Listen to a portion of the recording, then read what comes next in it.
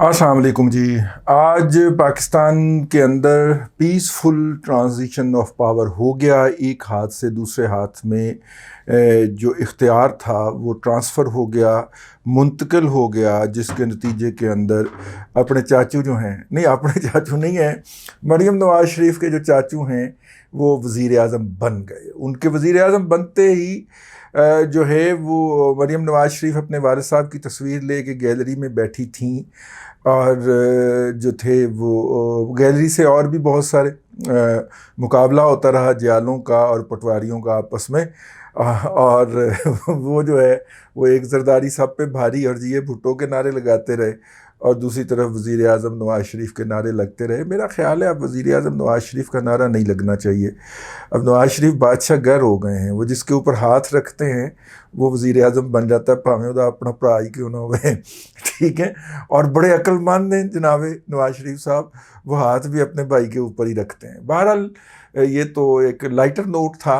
चाचू जो हैं वो पता नहीं क्यों मेरे मुंह से चाचू ही निकलता है। शहबाज शरीफ साहब जो हैं वो मुल्क के 27वें या 23वें वज़ीर आज़म, मतलब इतने एक वज़ीर आज़म बन गए और बड़ी ख्वाहिश थी उनकी कि वो वज़ीर आज़म बने। अब देखें कि एक तने हुए रस्से के ऊपर एक मुख्तलिफ़ुल ख़यालात पार्टियों को लेकर चलने का एक इम्तहान होगा और ये बड़ा कड़ा इम्तहान है। पहले दिन तो वो उसमें कामयाब होते हुए हमें नज़र आए और कुछ यूँ कि वो तकरीर करने लगे और जैसे ही उन्होंने ट्रेजरी बेंचेस संभाले, यानी हुकूमत की जो तरफ है वो बैठे कौमी असम्बली के अंदर, दूसरे तो चले गए थे वहाँ से, वो बैठे तो उसके उन्होंने सबसे पहले एक पॉजिटिव और गुड जेस्चर के तौर पे सबसे पहले जरदारी साहब को बुलाया और उन्हें अपने साथ बैठाया सीनियर मोस्ट पार्लियामेंटेरियन के तौर पे, और फिर उनके साथ बिलावल को बिठाया और अपनी पार्टी को पीछे पीछे कर दिया कि पीछे पीछे हो जाओ, जरदारी साहब आ गए। फिर उन्होंने तकरीर की और आज का हमारा व्लॉग उनकी तकरीर के गिर्द घूमेगा। अगर अवामी वेलफेयर की बात की जाए तो उन्होंने सस्ता आटा तमाम जुमा बाज़ारों और सस्ते बाज़ारों के अंदर फ्राहम करने का ऐलान किया। 10% तनख्वाह में इजाफ़ा किया उन मुलाजमीन की जिनकी तनख्वाह जो है ग्रॉस सैलरी जो है वो 1 लाख रुपए से कम है, उसमें 10% का इजाफ़ा लगाया। और मैं आता हूँ उस तरफ, ये कहाँ से निकलेगा ये वाला, मैं आता हूँ उस तरफ। दूसरा उन्होंने ये किया कि देखिए पाकिस्तान जो है वो इसके अलावा उन्होंने जो है वो जो सबसे ज़्यादा निगलेक्टेड हमारा सेगमेंट है सोसाइटी का वो है पेंशनर। और इसके अंदर आपको पता है मेजॉरिटी जो है 80% जो है जो रेवेन्यू है पेंशनर का वो तो जाता है ना आर्म फोर्सेस के रिटायर्ड की तरफ। और ये वो रिटायर हजरात हैं जो कि बाय हुक और बाय क्रोक, मैं बाय टूथ एंड नेल नहीं कह रहा, बाय हुक और बाय क्रोक चाहते थे कि इनका जो क्रुक है वो बरसे इक़्तिदार रहे। तो इन्होंने बड़ी कोशिश की और आखिर में जाके इन्होंने बड़े साहब से भी मुलाकात की और 3.25 घंटे बड़े साहब को कायल करते रहे कि नहीं आप इमरान खान का साथ मत छोड़िए, उसको गोद से मत उतारिए, उसका रहना बहुत ज़रूरी है क्योंकि हमारे ठेके जो हैं जो हमने मुख्तलिफ जगह पे कब्ज़े कर रखे हैं ज़मीनों पे अपनी इस लटैर कवर को लेके, उनके ऊपर जो है वो अंडू हो जाएगा। मुझे याद है लाहौर के अंदर एक बहुत बड़े यूथी सहाफ़ी थे, वो एक अखबार एक टीवी के डायरेक्टर न्यूज़ थे, बल्कि कई के डायरेक्टर न्यूज़ रहे, एक के वो उस वक्त डायरेक्टर न्यूज़ थे और एक शादी में मिले और उन्होंने बाकायदा आंखों में आंसू ला के कहा कि यार फेडरल गवर्नमेंट का एक जो पीटीआई का वफाकी वज़ीर है उसने आके मेरे घर पे कब्ज़ा कर लिया है और मैं इस वक्त भागता फिर रहा हूँ। और मैंने कहा कि आपके तो बड़े राब्ते हैं, आप तो जाके इमरान खान साहब से मिल सकते हैं और उनसे रिक्वेस्ट कर सकते हैं। तो उन्होंने मज़ीद रूहानसा होकर कहा कि आपका ख्याल है मैं नहीं मिलाऊंगा। और इमरान खान साहब ने भी हाथ पल्ला नहीं पकड़ाया और बड़ी हैरत से पूछा कि अच्छा ये कैसे हुआ। अच्छा, और ये अच्छा था की बात रही है, वो अभी तक वो बदमाश जो है उसके 13-14 गनमैन जो हैं वो वहाँ पे काबिज़ हैं और अब देखें मेरे साथ कितनी ज़्यादती हो रही है। मैंने कहा भाई ना साढ़े नाल तो आप बड़ी ज़्यादती हो रही है। कहते कोई आवाज़ चुको। मैं कहा मैंने अगो जुत्तियाँ बड़ियाँ पैणगियां कहणगे कि वास्ते आवाज़ चुकन डे हैं।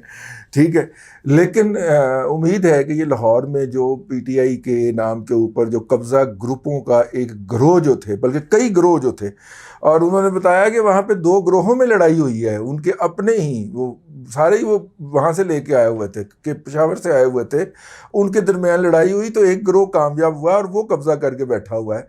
और अब वो कोशिश कर रहे हैं कि महकमा माल में से कागजात में कोई तब्दीली करवा के उसका टाइटल भी कर लें अपने नाम पे। तो चले मैं उन दोस्त को मुबारकबाद पेश करता हूँ कि आपको पता है कि अभी कुछ ही दिनों में पंजाब में भी चेंज ऑफ पावर हो जाएगा, तो यकीनन उनका घर भी या उनकी जो ज़मीन थी उसके साथ वो भी रिकवर हो जाएगी। तो कमिंग बैक, चाचू ने बड़ी अच्छी तकरीर की और ऐसी ही तकरीर करनी चाहिए।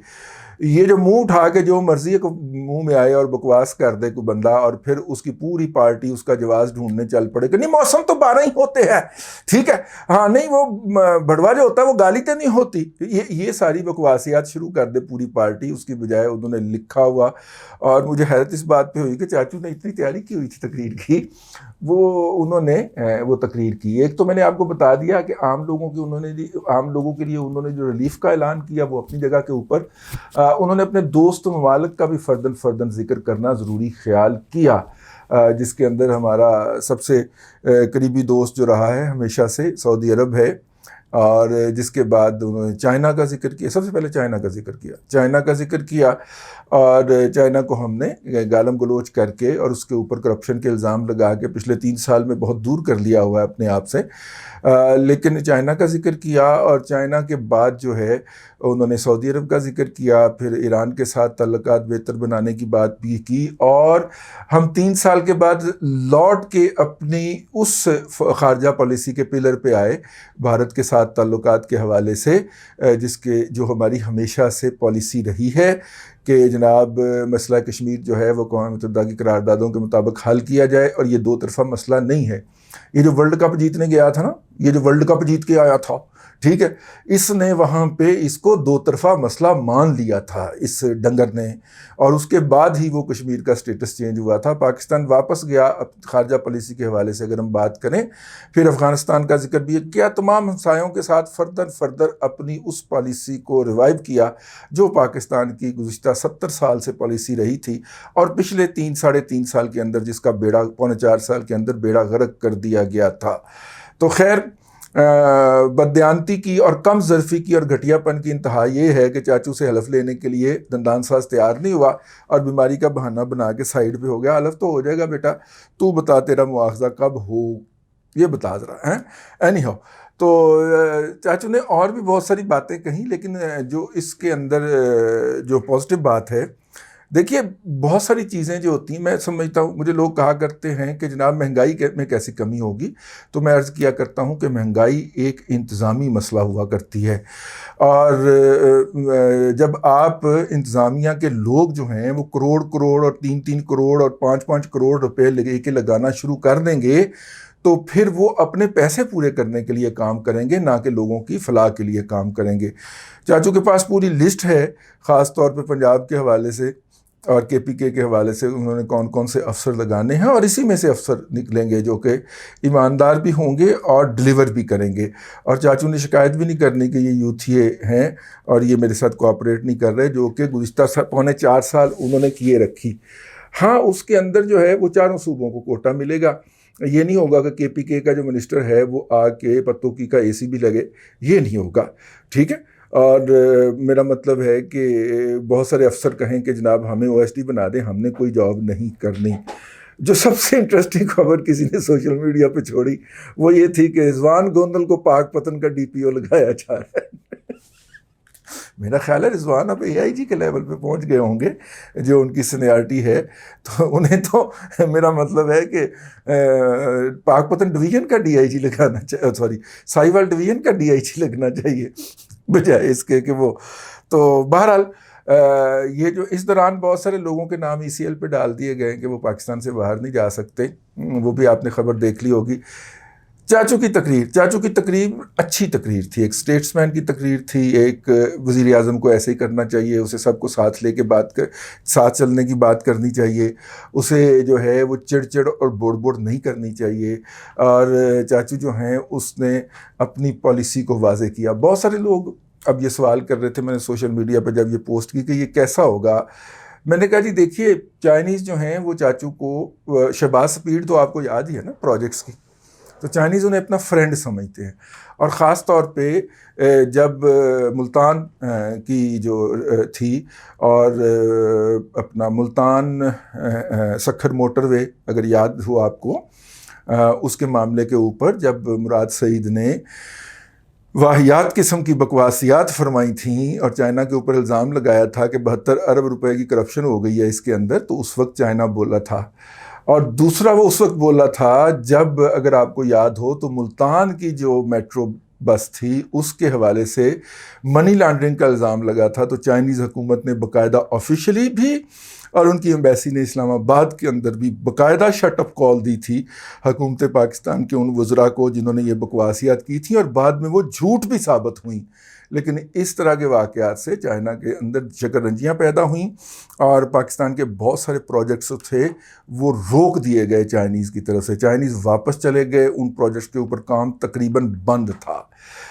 एक या दो प्रोजेक्ट्स ऐसे थे जिनको हम पानी के डैम के प्रोजेक्ट्स कह सकते हैं, जिनके ऊपर काम जारी था या काम जिनके ऊपर एग्रीमेंट साइन हुए, मोहम्मद डैम बनता है, एक आधा और बनता है, अदरवाइज़ जो था वो नहीं हुआ। मतलब वो भी प्रोजेक्ट जो थे वो ऑलमोस्ट कंप्लीशन के लेवल पे पहुंच चुके हुए थे, तो इसलिए नहीं रोके जा सकते थे।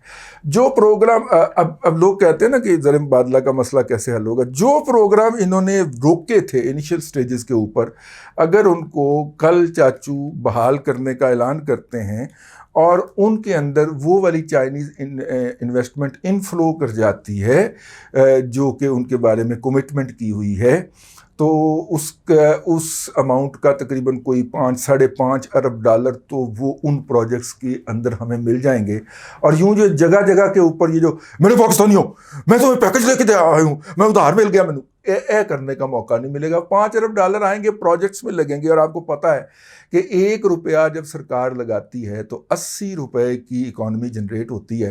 तो अगर ये 5 अरब डॉलर जो है ये अगले 1 से 1.5 साल के अंदर इनफ्लो करता है, तो इसके नतीजे के अंदर पाकिस्तान की मईशत के अंदर 100 अरब डॉलर की सरगर्मी आपको नज़र आएगी। मतलब 5 अरब डॉलर अगर लगता है तो आप देख लीजिए कि उसका मल्टीप्लाइड 100 अरब डॉलर, तो मैं थोड़ा कह गया हूँ, इसका मल्टीप्लाइड इम्पैक्ट आप खुद देख लीजिए। 1:80 की रेशो होती है, तो ये काफ़ी ज़्यादा जो होगी वो एक्टिविटी होगी जो यहाँ पे जनरेट होगी। और इसके अंदर लोगों को रोज़गार मिलना, छोटी छोटी कंपनियों को छोटे छोटे ठेके मिलना और उनके साथ जुड़े हुए लोगों का जो है वो सिलसिला चलना, वो अपनी जगह के ऊपर होगा। ये तो एक अहम बात हो गई। दूसरा ये है कि सऊदीज़ जो हैं वो हमेशा से पाकिस्तान के दोस्त रहे हैं और वो पाकिस्तान को वन वे और द अदर वे, अगर आपको याद हो जब नवाज शरीफ साहब की हुकूमत आई थी तो उस वक्त ये शेरी मज़ारी ने बहुत शोर मचाया था कि ये 1.5 अरब डॉलर सऊदीया ने हमें किस काम के दिए हैं। भाई वो हमारे दोस्त हैं, वो हमें देते हैं हमेशा से। ये तुम घटिया लोग हो जिनको वो नहीं देते थे। वो कहते थे ज़कात खैरात खा जाता है, वो कुर्बानी दियाँ खल्लां खा जाता है, और बाजी दियाँ ट्रंप टावर दे विच जायदादां निकल आंदियां ने, ठीक है। वो अपना कि आरफ नकवी मनी लॉन्ड्रिंग करता हुआ पकड़ा जाता है शौकत खानम के जरिए, इसलिए वो नहीं देते थे आपको। आप 250 तोला सोना तोशा खाना से चोरी करके खा जाते हो, आप चोरी की घड़ी बेचते हुए दुबई के अंदर पकड़े जाते हो। ये तो वो चीज़ें जो पकड़ी गई हैं, ठीक है। इसलिए भाईजान वो लोग नहीं हैं अब, और अब वो लोग नहीं हैं, और चूंकि उनको पता है कि ये लोग ईमानदारी से काम करते हैं, और अब तो इनको बरतानिया की अदालतों ने सादक और अमीन डिक्लेयर किया है ना, हमारे नए वज़ीर आज़म शहबाज शरीफ को, उनको भी, उनके साहबजादे को भी है, साहबजादगान को भी। तो वो तो वहाँ से सर्टिफिकेट लेके, वहाँ पे कोई साकब नसूर नहीं होता, वहाँ पे कोई खोसा नहीं होता, ठीक है। वहाँ पे जज होते हैं, उन्होंने उसको सादक और अमीन डिक्लेयर कर दिया। हौसला मेरा पुत्र, हौसला। ए गल तुसी हौसले नाल लैनी है, मेरा मतलब पानी नाल नहीं लैनी, हौसले नाल लैनी है। तो जब उनको पता होगा कि यहाँ पे बंदे के पुत्र बैठे हुए हैं, जो ज़कात खैरात तक नहीं खा जाते। मतलब कि वो जो है ज़रताजो जो है वो कतर से ज़कात के चावल मांग के लाती है यार यहाँ पे तकसीम करने के लिए, कहर खुदा का, और उसके ऊपर फ़ख्र भी करते हैं और उसकी वीडियोस भी चढ़ाते हैं। यार इनको खुदा का खौफ नहीं आता। ये ज़कात लेने वाले नहीं है, ये ज़कात खाने वाले हैं, ठीक है, किसी गरीब आदमी की ज़कात के। और वो ये ज़रताजो जो है वो अपने नाम से लोगों के अंदर तकसीम कर रही होती है। नहीं होगा ये आइंदा, पाकिस्तान जो है वो नहीं किसी से ज़कात मांग के लाएगा। तो खैर ये सर जी ये इन्फ्लो हो जाता है, और उसके बाद जो है वो सऊदी अरब भी हमारा भाई है, ठीक है, समझ गया ना, आहो, तो वो भी उधर से भी कुछ हो जाता है। और अगर हम कुछ भी ना करें, सिर्फ हम ग्वादर के अंदर जो हमारे प्रोजेक्ट्स हैं उनको बहाल कर देते हैं, वहाँ पे जो छोटे छोटे पानी का प्रोजेक्ट हो गया, वहाँ पे जो दूसरा और तीसरा वो जो अपना क्या बे बनना था जिसके ऊपर है वो बंदरगाह के अंदर होते हैं ना, एक जहाज़ एक बे पे लगेगा, दूसरा वो दो और बनने थे। अगर उन्हीं पे ऊपर ही इन अगले 6 माह से लेके 1 साल के अंदर काम शुरू हो जाता है तो पाकिस्तान को ज़र मुबादला के जो इस वक्त बहरान का सामना है वो हो जाएगा। और आखिरी बात कि इस के जाने से कुछ दिन पहले ही चाइना ने हमें उन $4 अरब की वापसी का नोटिस दे दिया था जो हमने उससे उधार मांग के रखे हुए थे, क्योंकि ज़र मुबादला के नीचे जाते हुए ज़खायर हम देख रहे होते हैं तो लोग भी देख रहे होते हैं। स्टेट बैंक के ज़र मुबादला के ज़खायर जो थे वो जो अब मैंने आखिरी दफ़ा चेक किया था तो $11 अरब पे जा चुके हुए थे। इनको जब मिला था तो इनको 16 पे मिला था, लेकिन वो $11 अरब पे जा चुके हुए थे। तो अगर उसमें से $4 अरब चाइना अपने मांग लेता है तो बहरहाल शहबाज शरीफ जो हैं उनके दाएं हाथ का काम है, उन्हें ज़ुबान भी आती है चीनियों की, तो वो उनको अपनी ज़ुबान में समझा लेंगे कि यार शीमों को आप पाई होंगे हैं तो ऐ ज़रा थोड़ा जा और कर लीए। तो मेरा ख्याल है कि इस तरह के कुछ मेजर्स लेके, कुछ चीज़ों को दुरुस्त करके और गवर्नमेंट की गवर्नमेंटेबल क्रेडिबिलिटी को बहाल करके जब आप लोगों को ये यकीन दिला लेते हैं कि आपके पैसे हम ईमानदारी से सर्फ करेंगे और कोई भी वज़ीर जहाज़ रानी किसी भी सरमायाकार को ये नहीं कहेगा कि तुमने यहाँ पे अगर LNG टर्मिनल लगाना है तो $10 मिलियन की एडवांस रिश्वत मेरे दुबई के खाते में जमा करवाओगे तो ये प्रोजेक्ट ऑन होगा, और वो ये कह के किसी भी फॉरेन इन्वेस्टर को नहीं भिजवाएगा, अल्लाह अपना करम कर देगा। तो इसलिए मैं पॉजिटिव हूँ, ऑप्टिमिस्टिक हूँ इस हवाले से। शहबाज शरीफ साहब वो आदमी हैं कि जो CPEC के अंदर ना भी होते हुए उन्होंने लाहौर की जो ऑरेंज ट्रेन है वो CPEC के अंदर शामिल करवा ली थी, और यूँ उन्होंने उस प्रोजेक्ट को एग्जीक्यूट भी करवा लिया था। वो इतने हैं इस्लामाबाद की ब्यूरोक्रेसी के लिए बदखबरी है मेरे पास कि भाईजान जो हैं ये 3 घंटे सोते हैं और सुबह 6 बजे पहली मीटिंग के लिए इनके पास वफाकी सेक्रेटरीज़ पहुँचे होते हैं, ठीक है। मैं उनको बस याद दिलाने के लिए कहना चाह रहा हूँ। और रात 12 बजे तक और 12:30 बजे तक वो आखिरी जो अहकामात जारी करते हैं। तो देखो यार भाइया 2-2 शादियाँ भी निभाई जा रही, ठीक है, नाले ना काम भी करते हैं जी, वो करते हैं। पंजाब के अंदर हमने अक्सर लोगों के स्टंट पड़ते हुए देखे हैं जो कि इनके साथ एसोसिएटेड होते हैं। इसलिए शहबाज शरीफ के साथ जो है वो 1 से 1.5 साल से ज़्यादा कोई ब्यूरोक्रेट नहीं निकालता, ठीक है। और उसके बाद उसको फिर वो राजनपुर का DPO बना के भेज दिया करते हैं। तो वहाँ पे तो खैर वफाक में तो उनको बड़े क्रुक किस्म के फेडरल सेक्रेटरी से निपटना पड़ेगा, ख़ास तौर पे जो लेगेसी उनको मिलेगी आज़म खान की। और आज़म खान ने जिस तरह नालायक, नाअहल, नाहिंजार और करप्ट लोगों का एक टोला जो था वो पाकिस्तान के पूरे वफाक के ऊपर भर्ती कर दिया था, वो उसके साथ ही अगरचे गायब हो जाएगा, लेकिन उन्होंने कहीं ना कहीं तो रहना है ना। और ख़ास तौर पे आपको सोशल मीडिया पे नज़र आ भी रहा होगा कि वो क्या कर रहे हैं। सोशल मीडिया के हवाले से हम आपके साथ अलग मुखातब होंगे, लेकिन चाचा को ये तकरीर जो थी इसे अच्छा ना कहना यार ज़्यादती होगी। मतलब फ्यूचर में क्या होता है क्या नहीं होता ये हम बाद में बात ले लेंगे। अपना चमोटा भी इत्थे ही है, अपना व्लॉग भी इत्थे ही है, लेकिन जो उन्होंने अपना रास्ता बताया और जिस तरह कैलकुलेटेड तरीके से बताया है उसके हवाले से तो इसे पॉजिटिव कहना ही बनता है। लेट्स सी आगे क्या होता है। पाकिस्तान इस वक्त शदीद माली मुश्किलात का शिकार है और हमने एक ऐसे शख्स को वज़ीर आज़म बनाया है जिसके क्रेडिबिलिटी के हवाले से, जिसके प्रोजेक्ट एग्जीक्यूशन के हवाले से, जिसके इंतज़ामी सलाहियत के हवाले का एक ज़माना मोतरफ है। अब बैलेंस होगा और बैलेंस जो है उस दिन कायम होगा जिस दिन जो बाइडन साहब की पाकिस्तान के नए वज़ीर आज़म को मुबारकबाद की कॉल आएगी। इतला कोई नहीं है मेरे पास। मेरी छठी हिस्स ये कहती है कि वो हलफ उठाने के 72 घंटे के अंदर वो कॉल आ जानी चाहिए। इसी से ही तो वो इमरान खान को और उसके हवारियों को ह्यूमिलिएट कर सकेंगे। इक़दार फाउंडेशन, जिसके ज़्यादातर ओहदेदार इस वक्त FBI की कैद के अंदर हैं और अंडर इन्वेस्टिगेशन हैं, उसके भी खाते खुलेंगे। आरफ नकवी के खाते भी खुलेंगे और इक़दार फाउंडेशन और आरफ नकवी जिस एक शख्स से जुड़ी थी उसके भी खाते खुलेंगे। और अगर ये फॉरेन फंडिंग केस के अंदर ना फंसा और ना रगड़ा गया तो ये उधर तो यकीनन रगड़ा जाएगा। बरतानिया में भी मुजरम करार पाएगा, ये मेरी बात नोट कर लीजिए। अमेरिका में भी मुजरम करार पाएगा। तो यहाँ पे तो foreign funding case open and shut case है। इमरान खान साहब को अपने मुस्तकबिल की सियासत की फ़िक्र करनी चाहिए। ये मेरी तरफ से मुखलस उनको मशवरा है, क्योंकि हालात बहुत ख़राब हो गए। उन्होंने किसी भी शख्स के साथ अच्छी नहीं की। अल्लाह आपको आसानियाँ अता करे और आसानियाँ खल्क़े खुदा में तकसीम करने की तौफ़ीक़ अता करे।